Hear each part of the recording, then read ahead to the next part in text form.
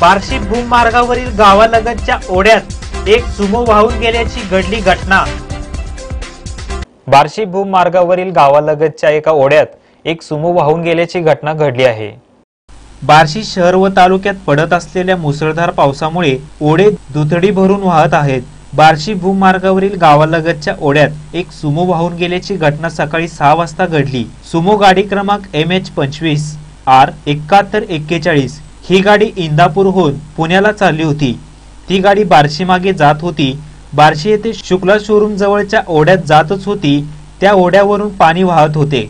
पाण्याच्या वेगामुळे गाडी ओढ्यात वाहून गेली। त्या गाडीत 2 माणसे होती।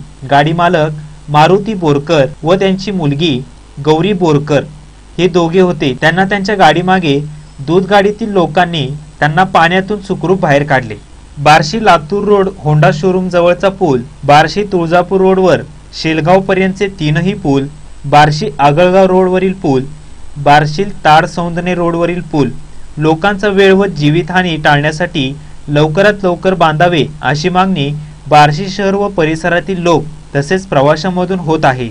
आज पहाटे 5-5:30च्या सुमारास मोठ्या पावसाने आगळगाव रोड शुक्ला ऑटोमोबाईलच्या इथल्या पुलाकडनं एक टाटा सुमो वाहत आलेली आहे 100 मीटर अंतरावर वड्यात।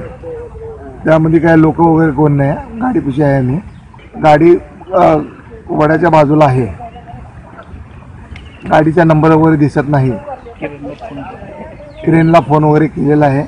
आम्ही गाडीच्या जवळ आहे। या बातमीचे वृत्तसंकलन केले आहे बार्शीहून भैरवनाथ चौधरी यांनी।